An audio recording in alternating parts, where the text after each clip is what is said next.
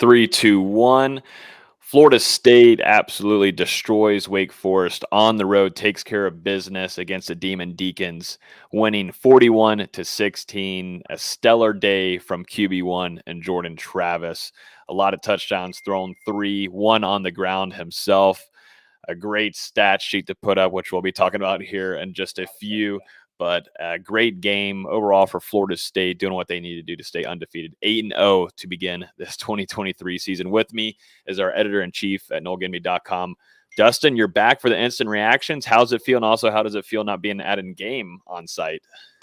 Yeah, it was definitely a strange feeling today, waking up knowing I'm not going to be at the game covering it for the first time this season. But thankfully we had Austin there. He's a little bit reliable, so I was A little comfortable. bit reliable. I was comfortable letting him hold it down in Winston-Salem for us. And yeah, interesting day for sure. I'm not used to being in this position, but here we are and happy to be back talking recap with you guys.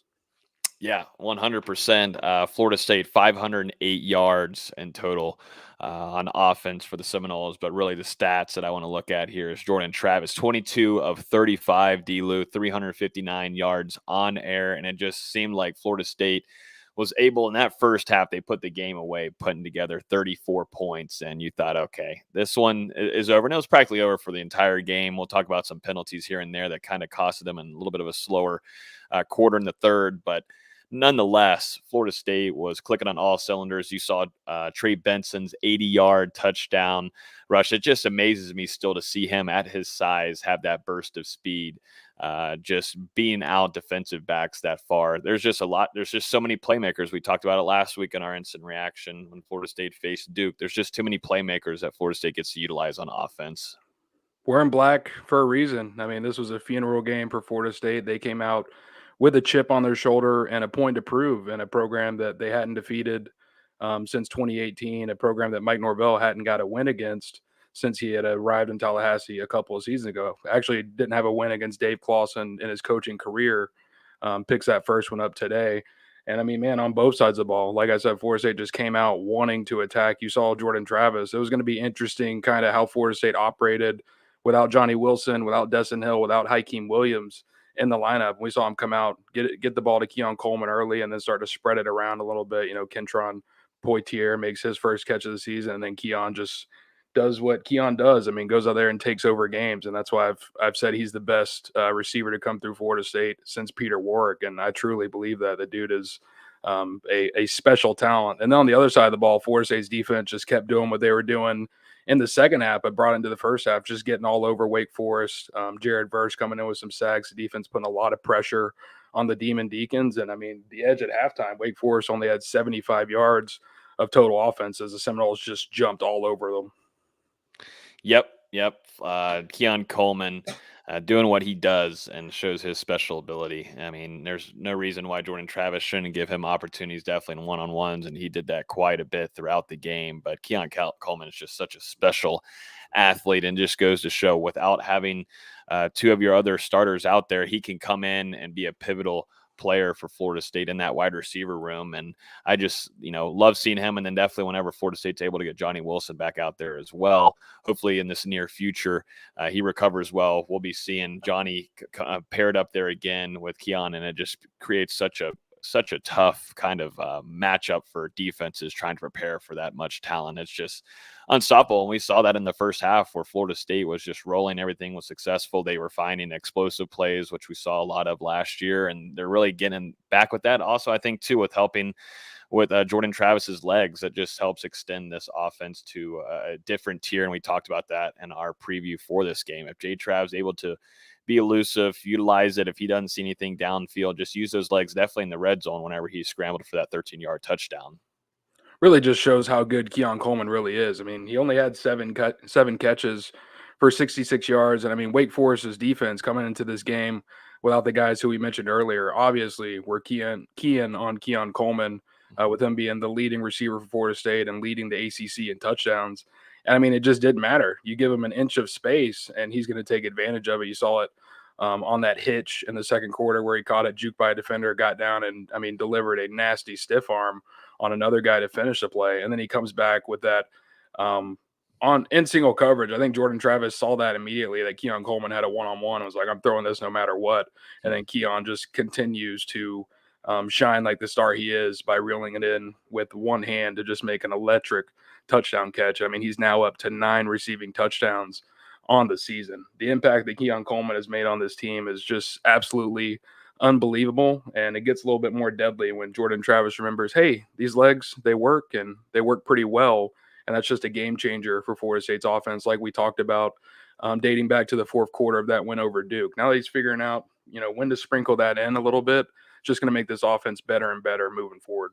And I think on air too, Travis had one of his best games with accuracy, man. Some of these balls were right on point and stride. I think one of my favorites was over the middle, finding Kyle Morlock for a Mm-hmm. really big gain. That was a really nice ball. Also, too, shout out to Kentron Portier. I know he had that drop there. Not used to seeing him have those, but still he had that 33-yard catch that was beautiful. And Florida State needed some wide receivers to step up with having a few of those guys out. And Kentron did that. Also, Ja'Kai Douglas as well had a big catch and big gains. So, Florida State needed just a little bit of some help in that regard. And then you also tied in Jaheim Bell, what he's able to do. And like I was just saying with Kyle Morlock in the play he was able to make from Jordan Travis's throw.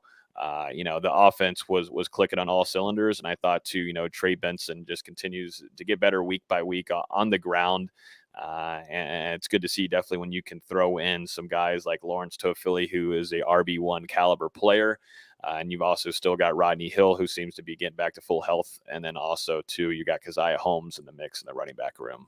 It's a loaded offense for Florida State, and going back to that point on Kentron, gets his first catch of the season for that 33-yarder to set up the score for Florida State, and then he came back and had an even bigger catch later in the game that would have gone for a touchdown if not for a holding penalty on Casey Roddick. So I mean, you could definitely feel his impact, and seems like he's getting back to the player that we thought he was going to be when the season started. Before he started dealing with some of those injury woes. But I mean, Florida State just today, really, really good job of spreading the ball around in that receiving game. Obviously, Keon Coleman leading the way with 7 receptions, but then you've got Trey Benson getting the 80-yard touchdown catch. He finishes with 4 catches for 100 yards. Jaheim Bell, 4 catches for 51. Morlock's got 2 for 45. Ja'Kai Douglas gets 2 for 36. Then you've got Kentron, Darion Williamson, Rodney Hill, Lawrence Toafili getting sprinkled in there as well. So, I mean, Florida State, how many different receivers are that? 9 different receivers catching a pass on a day where you're missing Johnny Wilson.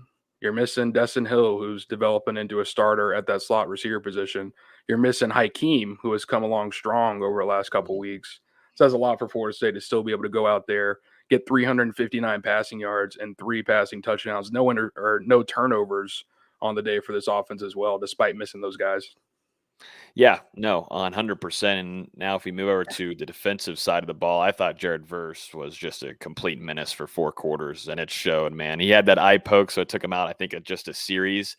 But he had to deal with that all throughout the game. It seemed like after the eye poke, he turned into Cyborg, and this man was getting all over the fields, primarily in the backfield to get to Griffiths, and it was just continuous. And that just was continuous from the interior all the way to the outside. And I thought Florida State's defensive line, at least in that first half, really showed up. And, Jared Verse, I believe collectively, I think he got 2.5 sacks. I don't have it here on the They've got him 2 sacks on stat broadcast. Nice. So 2 sacks on the day from him. I thought he was great there. To some other guys from the interior. I thought Malcolm was having a good day. He got injured. We got that on the notes here. We'll watch that as we go into next week. But, the defensive line in that first half was just causing havoc to not allow Wake Forest to do much in the run game as well. But they were getting to Griffiths, and you could tell, Griffiths was off on his mark on a few of his throws as well. Like I mentioned earlier, Florida State's defense, I mean, just came out firing. Forced 3 or 4 3 and outs in that opening half, held Wake Forest to 75 total yards in those first 2 quarters, and 51 of them came on that one rush by Justice Ellison to set up that touchdown by Wake Forest early in the second quarter. After that, Florida State's defense really bucked up and, I mean, just did whatever they wanted for the majority of that first half. And I was trying to find the stat. I was going up on PFF to look it up and add up Jared versus snap count, because first, I don't know, a couple hundred snaps this season, 2.5 sacks for Jared Verse, gets poked in the eye and comes back and gets 2 sacks in, I don't know, 6, 7, or 8 plays, a ridiculous span for him. And a very powerful game. You could tell he wanted to make an impact. And then, I thought Kalen DeLoach, Tatum Bethune, we see them leading the team in tackles today. They were both very impactful as Florida State, going against an offense that can be very confusing with that slow mesh. For the most part, I thought they did a good job of shutting it down. And I'm seeing a few comments in here talking about the refs and some flags, and I was going to bring that up as well because there was definitely some things where it's the ACC. You're going to deal with that, so you're going to have a couple flags here and there through games, but still Florida State doing some things uncharacteristically to themselves to put them behind the chains at some points and the game. But for that to happen as much and have that many penalties throughout the game total. I'm looking for the penalties here on the stat sheet, but Florida State over 100 something yards and 9 penalties. penalties for 115 yards. Yep, 115 yards, and then you still win 41-16. That's definitely nice, but some big plays being made with Kentron Portier's big old catch down the sideline there, but got negated off of a KZ Roddick holding. And Casey also had a tough game too. He missed a block there, and that was the Jaheim Bell jet sweep that got absolutely blown up from Wake Forest. But definitely some things that can be cleaned up. But to win 41-16 with that amount of flags of 115 yards in total, it's nice that you can go through a game like that and have such a comfortable win, I'd say. Nice is the light way to put it, because 115 penalty yards. Wake Forest only passed for 82 yards and had 128 rushing yards. I mean, Florida State nearly matched that in their penalties alone. And you still go on the road to a place that you haven't won in 5+ years, cover the spread, and take care of business against a sneaky Wake Forest team that has just been a thorn in Florida State's side recently. So I think the fan base, despite the opponent, we knew coming into this, the Demon Deacons were overmatched. This one means a little bit more than most games like this would. Yep, 100%. Looking through a couple other things here just from scoring by quarters. Florida State put up 10 points in the first quarter, then put up a 24 in that second quarter. Wake Forest only grabbing 7 in the first half in total. And then Florida State landed an egg there in the third quarter. And you could just kind of tell there, Dustin, and we've seen this throughout the season so far, but Florida State still has not been able to complete 4 full quarters of a game yet, which is really scary to think of. But, when we get to the latter half of the season, get the ACC championship, which we're fully expected Florida State to reach, and then hopefully getting that college football playoff berth, Florida State's going to have to play 4 quarters. And it seemed like they kind of let off the gas there in the second half, lost a lot of their energy, a lot of their, trying to stay on assignment football, and allowed Wake Forest to do a few things here and there. But that's the thing. If Florida State can play a 4 quarters, it's really hard for any team in the country to keep up with them with the amount of points that are being put up on the board. They're still having some of those sleepy moments. You think back to that Boston College game, and I mean, even now after the bye week, there's still been some times where you're questioning, the mentality and the effort from the players. Before they were able to take advantage and end up blowing out Virginia Tech, there were some stretches in that second and third quarter. You think back to the next week going to Syracuse, or going against Syracuse, and the 4th down mistakes and missing those in the first half. Last week, that bad start against Duke, where Florida State was able to rally out of the hole. And then this one, it's just you build up a big lead, and like you said, Logan, kind of take the foot off the gas a little bit. Luckily, I mean, Wake Forest, they were able to capitalize on 2 possessions, but Florida State didn't give them a ton and came out there with that big drive to end things off in the 4th quarter. Looking at a few other things too, injuries-wise, and this is going to stick with the defense. We saw Verse, he came back into the game. Malcolm Ray went down. Didn't get an eye on him, but didn't go to the medical tent, which is a good sign that he's going to be fine. And then Shyheim Brown was down earlier in the game as well, but came back to play. Renato Green also went down, came back to play. I saw him on special teams in the latter half of the game. And also noted down here, we were talking in the production meeting before we went live, but Maurice Smith kind of dinged up. VZ was there, giving us some scoop inside our Discord. Maurice Smith, has been battling with some injuries here and there. kind of just some wear and tear on his body. I'm sure he's like ready to get through and hopefully have a little bit of a length of cushion time if Florida State's able to do what they need to do in Charlotte to get some rest. But those guys, at least from injury on the injury front, we'll talk with Mike Norvell too on Monday. But it seems like for those players who are pivotal players for Florida State, ended up being just fine, and a lot of those guys went back into the game, if not all of them. So good sign there.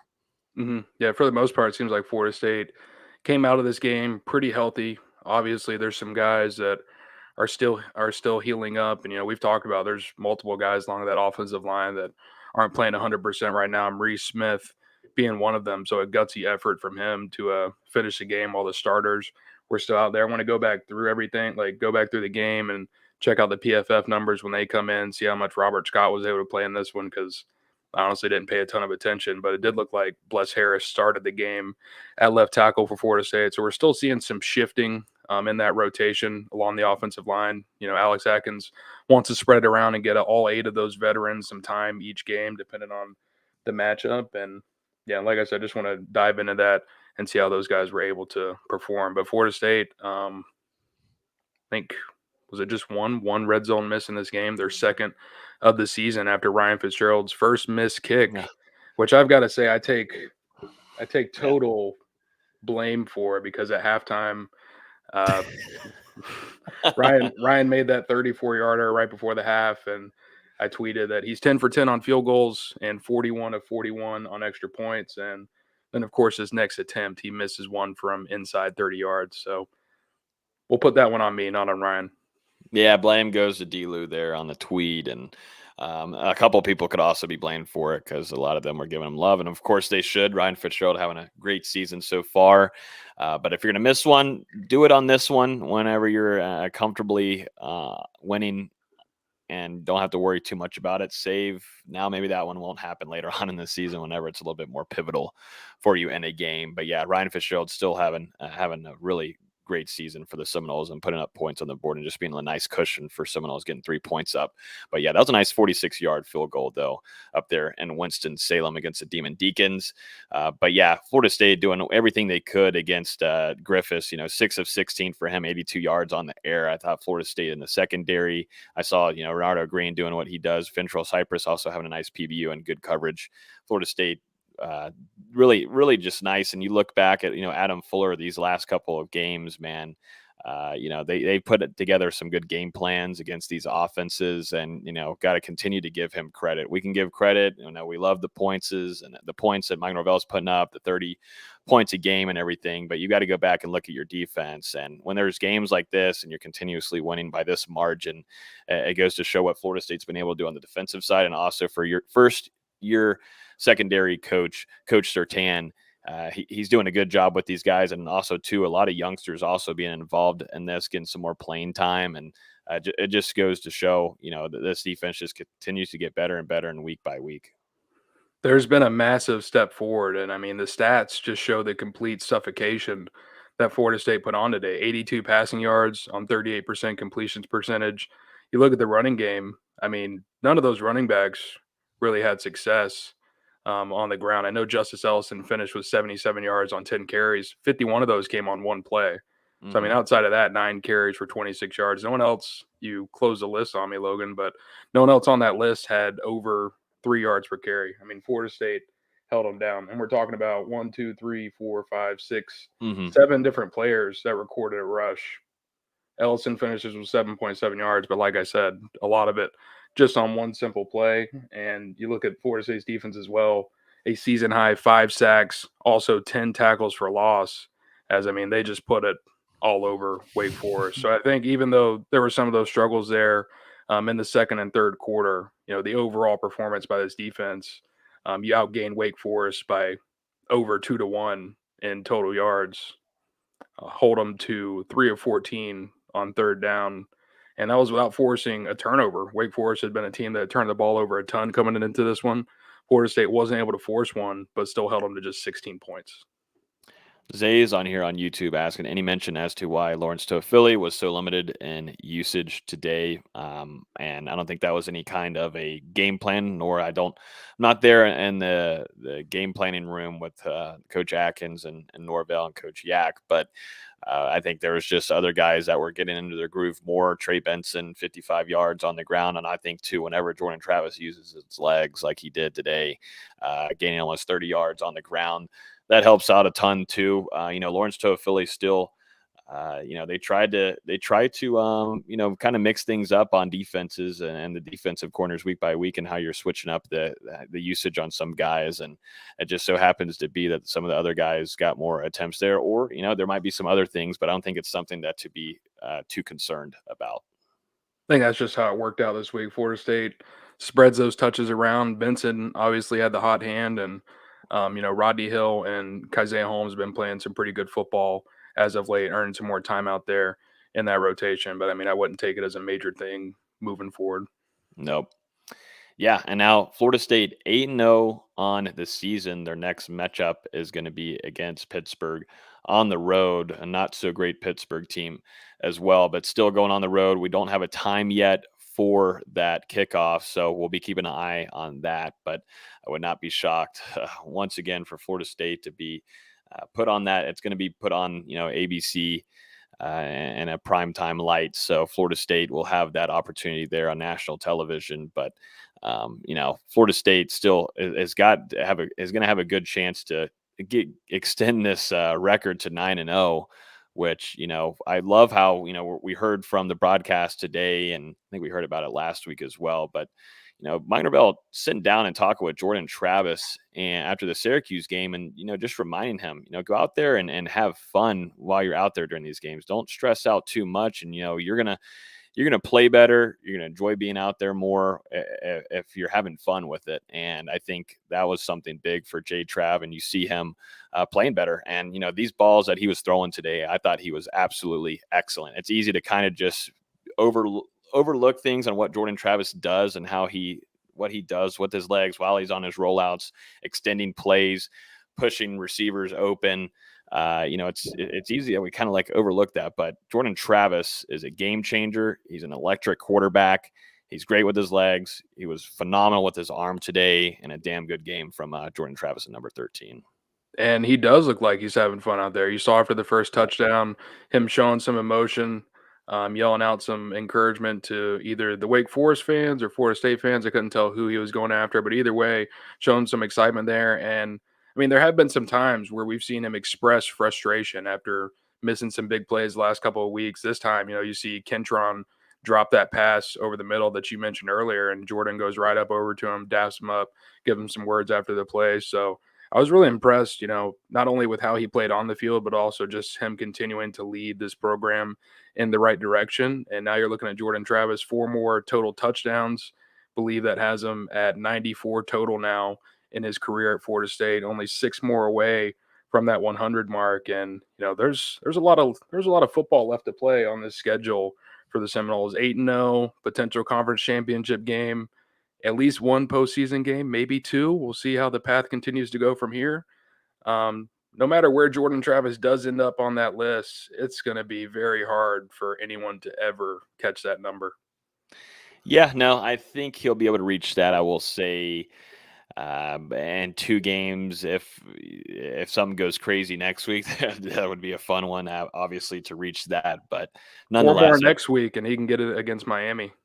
hey, see, there you go. Maybe save it for that, Norvell. Who knows? But nonetheless, Jay Trav, and right when you're heading into November, just to see him and how precise he was on air, you're loving it as a Florida State fan. So great to see right now. For Pittsburgh going against Notre Dame, they're down 7. They're on the road against the Fighting Irish. Pittsburgh Panthers 2-5 on the season, but Florida State will go and travel up there this next weekend. So, Florida State, minuscule, some things that they can certainly clean up. But when you look at the penalties there for the main thing, that can be fixed. And for it to still be a 41-16 rout in Winston-Salem to get their revenge to a lot of these players, I think came in with a good mindset to come in with a little bit of chip more some revenge, honestly, a little ticked off. Mm. It showed up that way, and certainly defensively, and the way that Florida State was able to move offensively, it showed.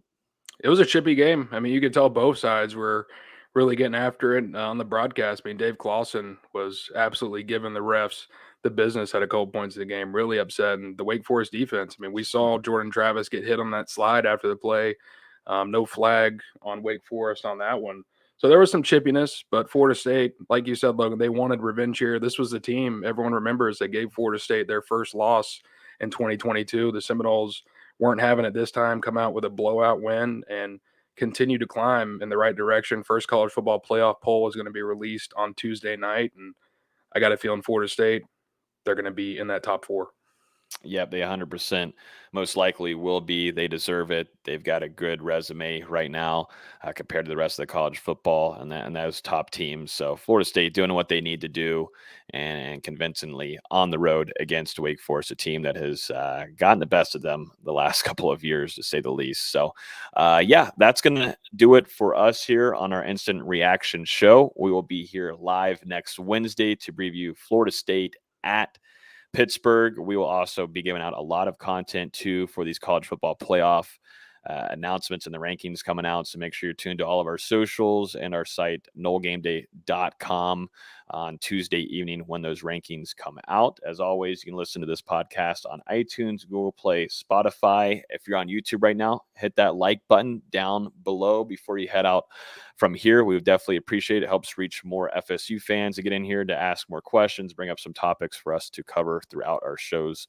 during the season. But yeah, see you guys next Wednesday at 7 p.m. And y'all have a great rest of y'all's weekend. Peace.